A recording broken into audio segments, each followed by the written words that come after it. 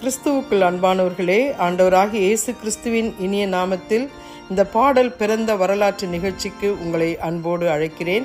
இந்த நாளிலேயும் ஒரு பாடல் பிறந்த வரலாற்று நிகழ்ச்சியை நாம் பார்ப்போம். அந்த அறையில் மயான அமைதி நிலவியது. நடுவில் மரணத்தோடு போராடியவாறு படுத்திருந்தார் ஒரு வாலிப பிரசங்கியார். சோகமே உருவாக சுற்றி அமர்ந்திருந்த உடன் ஊழியர்களில் ஒரு போதகர் கேட்டார், டாக்டர் டிங், உங்கள் உடன் ஊழியர்களுக்கும் மற்ற சபை மக்களுக்கும் நீங்கள் அளிக்க விரும்பும் கடைசி செய்தி என்ன?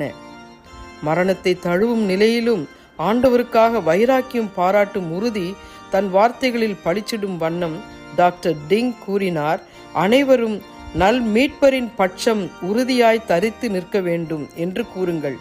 இவ்வாறு சாத்தானின் சேனைகளுக்கு எதிராய் போர் முரசெழுப்பிய வண்ணம் தனது உலக வாழ்க்கையை வெற்றி தொனியுடன் முடித்தார் டாக்டர் டிங். அவரது கடைசி சவாலின் எதிரொலிதான் இப்பாடல்.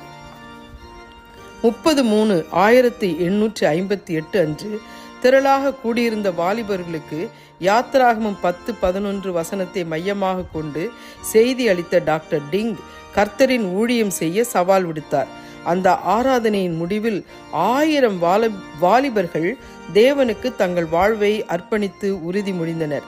அதைத் தொடர்ந்த புதன்கிழமை டிங் தன் தியான அறையிலிருந்து சிறிது நேரம் ஓய்வெடுக்க வெளியே வந்தார். அருகில் இருந்த களத்தில் சோளத்தை பிரித்தெடுக்கும் எந்திரத்தில் வேலை செய்த மட்ட குதிரையிடம் சென்றார். அதன் கழுத்தில் அன்போடு தட்டி கொடுத்தார். அப்போது அவர் அறியாமல் அவர் அணிந்திருந்த பட்டு அங்கியின் நீளக்கை பகுதி எந்திரத்தின் சக்கரத்தில் சிக்கி இழுத்து செல்லப்பட்டது. அதனால் அவர் கை முழுவதும் துண்டிக்கப்பட்டது. இந்த கோர விபத்தில்தான் டாக்டர் டிங் 19/4/1858 அன்று மரித்து போனார். டாக்டர் டிங்கின் மரணப்படுக்கை அருகே இருந்து அவரின் பிரியாவிடை சவாலை போதகர் டாக்டர் டஃபீல்டு கேட்டுக்கொண்டிருந்தார். டாக்டர் டிங்கின் அடக்க ஆராதனையின் போதும் இச்சூளுரை அவர் உள்ளத்தில் ஒலித்து கொண்டே இருந்தது. அதன் விளைவு டாக்டர் டிங்கின் பிரிவு வார்த்தைகளே நல் மீட்பர் பட்சம் நில்லும், ஸ்டாண்ட் அப் ஃபார் ஜீசஸ் என்கின்ற இந்த பாடல் உருவானது. இதனுடைய மையம் எபேசியர் 6:16 மையமாக கொண்டு தரித்து நில்லுங்கள் என்ற தலைப்பில் வல்லமை நிறைந்த தேவ செய்தி அளித்த டாக்டர் டஃபீல்ட் அச்செய்தி நிறைவாக தான் இயற்றிய பாடலை வாசித்தார். பின்னர் இப்பாடலின் பிரதியை ஆலய ஞாயிறு பள்ளி கண்காணிப்பாளரிடம் டாக்டர் டஃபீல்டு கொடுத்தார். அவர் அதை அச்சிட்டு ஞாயிறு பள்ளியில் பாட வழிவகுத்தார். துரிதமாக இந்த பாடல் பிரபல்யமானது. அமெரிக்க உள்நாட்டு போர் வீரர்களின் விருப்ப பாடலாகவும் பின்னர் அமெரிக்கா முழுவதும் பாடப்படும் சிறப்பு பாடலாகவும் பெயர் பெற்றது.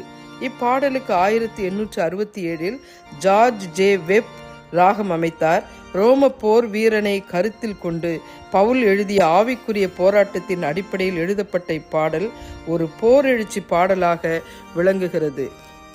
ஸ்டாண்ட் அப் ஃபார் ஜீசஸ், நல் மீட்பர் பட்சம் நில்லும் இரட்சண்ய வீரரே, ராஜாவின் கொடியேற்றி போராட்டம் செய்யுமே, சேனாதிபதி இயேசு மாற்றாரை மேற்கொள்வார், பின் வெற்றி கிரீடம் சூடி செங்கோலும் மூச்சுவார். அந்த இளம் போதகர் தன்னுடைய மரண நேரத்திலேயும் எல்லாருக்கும் கூறிய அந்த செய்தி, நல் மீட்பர் பட்சம் எல்லாரும் நில்லுங்கள், தரித்து நில்லுங்கள் என்று சொன்ன அந்த வாக்கியம் இந்த பாடலாக ஒளிபரப்பப்பட்டிருக்கிறது. நாமும் இந்த பாடலை பாடி ஆண்டவர் பட்சத்திலே நாம் நிற்போம். ஆண்டவருக்காய் வைராக்கியமாய் நம்முடைய வாழ்க்கையை அமைத்து நடத்துவோம்.